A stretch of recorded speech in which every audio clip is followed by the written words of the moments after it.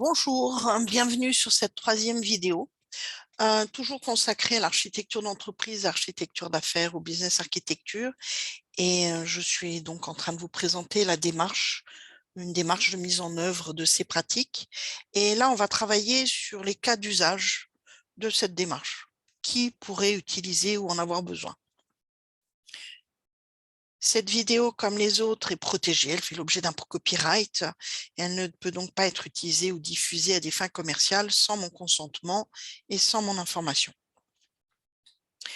Les cas d'usage, ils sont réellement affichés dans les mots que j'ai surlignés en jaune. On veut faire de la mesure d'impact. On veut faire analyser des dépendances. On veut mettre en cohérence. On veut améliorer. On veut déterminer la valeur de quelque chose.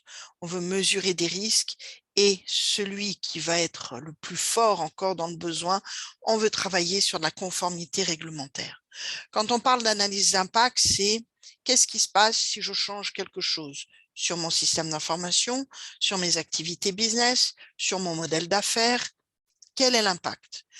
Quelles sont les dépendances entre les solutions? Quelles sont les dépendances entre les solutions, les processus? Quelles sont les dépendances entre les solutions, les processus, les capabilities? Et quelles sont les chaînes de valeur qui sont impactées? Et quels sont les éléments en dépendance pour réaliser un modèle d'affaires? Et lié à la dépendance, c'est la mise en cohérence, c'est l'amélioration. On va essayer de déterminer quelle est la valeur business et technique d'une solution. Et une solution qui n'apporte pas de valeur au métier doit être revue, voire supprimée. Un processus qui ne produit pas de valeur n'est pas utile, il faut le supprimer. On va vouloir mesurer des risques quand on va faire des heat maps. Donc, vous savez, ces cartes, on met du rouge, de l'orange, du vert. On va identifier des risques ou des points de conformité réglementaire, par exemple, et on va cartographier ces grands éléments qui portent les risques, qui portent les besoins de conformité réglementaire. Qui va pouvoir utiliser cette démarche? À peu près tout le monde. On peut avoir une vocation industrielle, être une société de service, une société commerciale, dans le retail ou pas, être un organisme public et vous souhaitez mieux piloter vos activités, gagner en performance, transformer votre modèle d'affaires, votre business model ou le modèle opérationnel de votre organisation, faire évoluer votre système d'information, apporter des applications digitales et de nouveaux modèles d'affaires à vos clients. Et on va donc travailler sur la promotion d'une dimension patrimoniale du système d'information. On va le cartographier, on va chercher à transformer des activités opérationnelles et on va chercher à réussir cette transformation digitale. Que signifie promouvoir une dimension patrimoniale du système d'information? Ça a commencé par l'inventaire des solutions, l'évaluation de leur degré de réponse aux attentes métiers et leur degré d'obsolescence technologique. Quand on est dans un système d'information, on va cartographier des flux entre ces applications en interne puis en externe. On va essayer d'identifier des points faibles, par exemple des ressaisies manuelles entre plusieurs systèmes. Et puis, on va essayer de passer d'une vision très monolithe du système d'information à une vision beaucoup plus modulaire et donc essayer de réfléchir en termes de microservices et d'API. On va donc cartographier le système d'information et les données parce qu'on veut maîtriser les évolutions. On veut choisir les bons projets. On veut identifier des zones blanches ou des zones mal couvertes. Donc des processus, des activités qui sont non couverts, des modèles d'affaires qui pourraient être digitalisés puis qui ne le sont pas.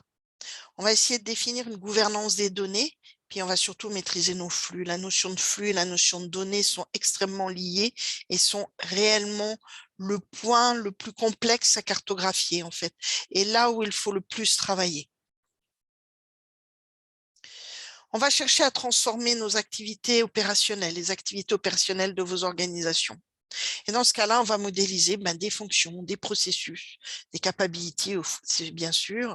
On va essayer de modéliser aussi des réseaux d'acteurs, comment les personnes dans votre entreprise échangent de l'information entre elles et puis vis-à-vis de l'extérieur.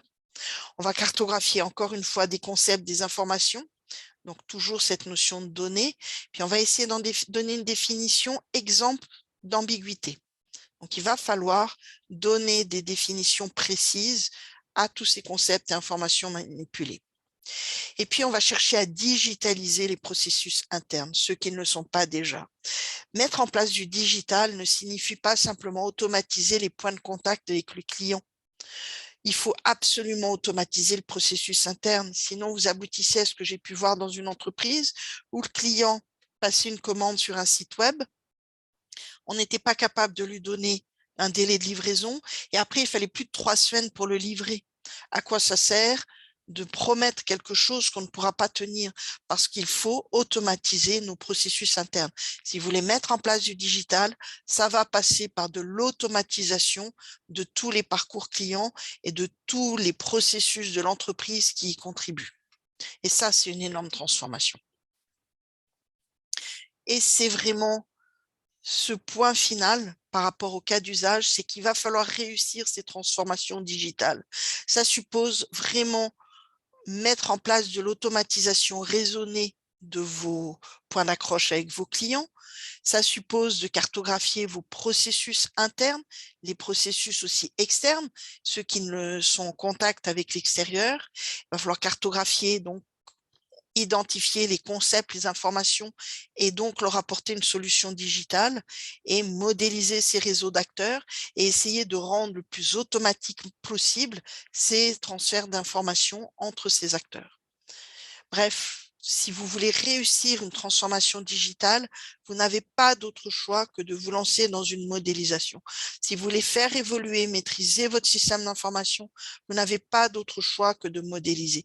Si vous voulez maîtriser les données et les éléments d'information qui sont utilisés, manipulés, vous n'avez pas d'autre choix que de les cartographier. La prochaine vidéo sera consacrée à Archimate et donc à une technique de modélisation. D'autres vidéos viendront ensuite pour compléter Archimate avec par exemple le BPM pour la cartographie des processus.